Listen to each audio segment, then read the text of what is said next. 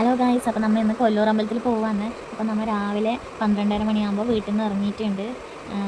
അപ്പോൾ എന്നിട്ട് നമ്മൾ നേരെ ഇത് പാണ്ടിക്ക് പോയി. പാണ്ടിയിലാണ് നമ്മളെ വണ്ടി ഉണ്ടായത്. ബസ് സ്വാമി എന്ന് പറഞ്ഞ ഒരു ബസ്സിലാണ് നമ്മൾ പോയത്. അപ്പം നമ്മൾ നേരെ പോകുന്നത് കൊല്ലൂർ അമ്പലത്തിലേക്കാണ്. ബസ് വെച്ചിട്ട് നമ്മൾ കുറച്ച് നേരം നടന്നു.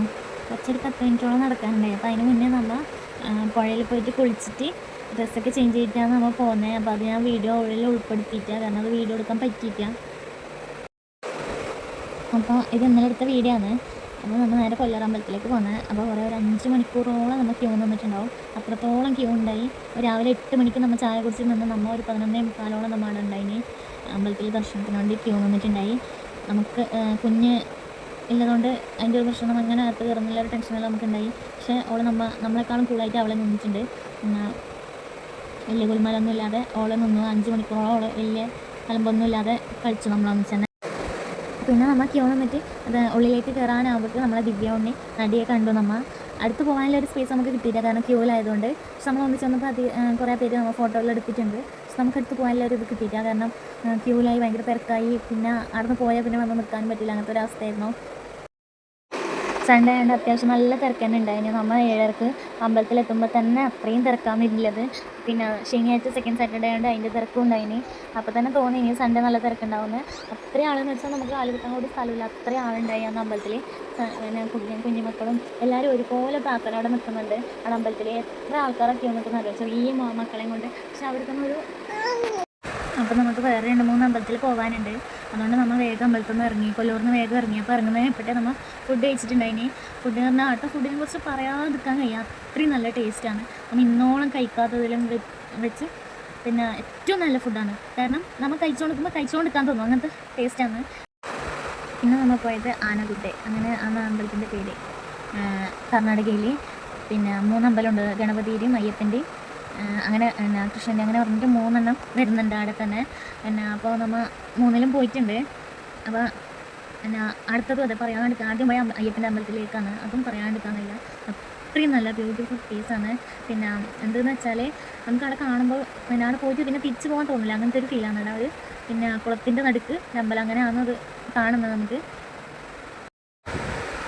ആടെ അതെ നമ്മൾ അമ്പലം കണ്ട് കുറച്ച് ഫോട്ടോസും വീഡിയോസൊക്കെ എടുത്തിട്ട് നമ്മൾ വേഗം ഇറങ്ങിയിട്ടുണ്ട്, കാരണം നമുക്ക് രാത്രി നമുക്ക് വീട്ടിലേക്ക് എത്തണം.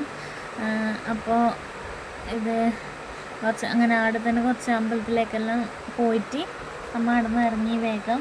പിന്നെ അതിനിപ്പുറമല്ല നമ്മളെ ഗണപതിയുടെ അമ്പലത്തിലേക്ക് പോയി. അപ്പോൾ അതിൻ്റെ ഉള്ളിലൊന്നും ഫോട്ടോസ് വീഡിയോസ് അലോഡല്ല. പുറത്തുനിന്ന് വീഡിയോ എടുത്തത് ഇല്ല, ഉള്ളിൽ കയറിയിട്ട് ഞാനൊന്നും എടുത്തിട്ടില്ല, കാരണം സെക്യൂരിറ്റി പറയുന്നുണ്ട് ഫോൺ ഓഫ് ചെയ്തിട്ട് വേണം ഉള്ളിൽ കയറാൻ വേണ്ടിയിട്ട്. അതുകൊണ്ട് ഞാൻ ഉള്ളിലത്തെ കാര്യങ്ങളൊന്നും കാണിക്കുന്നില്ല, കാരണം ഉള്ളിൽ അത്രയും നല്ല കാണിക്കാനുള്ള സംഭവങ്ങളെല്ലാം ഉണ്ട്, പക്ഷെ കാണിക്കാൻ പറ്റില്ല, കാരണം നമുക്ക് അങ്ങനത്തെ ഒരു നിർദ്ദേശം കയറുമ്പോഴേ തന്നിട്ടുണ്ട് ഫോൺ ഓഫ് ചെയ്യണമെന്നുള്ളത്. പിന്നെ നമ്മൾ ബസ്സിൽ കയറി കുറച്ച് പാട്ടെല്ലാം വെച്ച് ഡാൻസെല്ലാം കളിച്ച് സെറ്റാക്കി കുറച്ച് പവറാക്കി, കാരണം രാവിലെ ബസ്സിൽ കയറിയതുകൊണ്ട് എല്ലാവരും ക്ഷീണം ഇല്ലതുകൊണ്ട് ബസ്സിന്ന് പാട്ട് വെക്കുന്ന എല്ലാവരും ഡാൻസൊന്നും കളിക്കാനുള്ള ഒരു മൂഡൊന്നും ഉണ്ടായിട്ടില്ല. പിന്നെ വൈകുന്നേരം വരാനാകുമ്പോൾ നമ്മളെല്ലാവരും ഉഷാറായിട്ടുണ്ടായിനി. കണ്ടില്ല, എല്ലാവരും മുഖം കണ്ടാലറിയാം നല്ലോണം ക്ഷീണിച്ചിട്ടുണ്ട്, കാരണം 4-5 മണിക്കൂർ ക്യൂവെല്ലാം നിന്ന് എല്ലാവരും കാലും കൈയെല്ലാം വേദനയെല്ലാം തുടങ്ങി.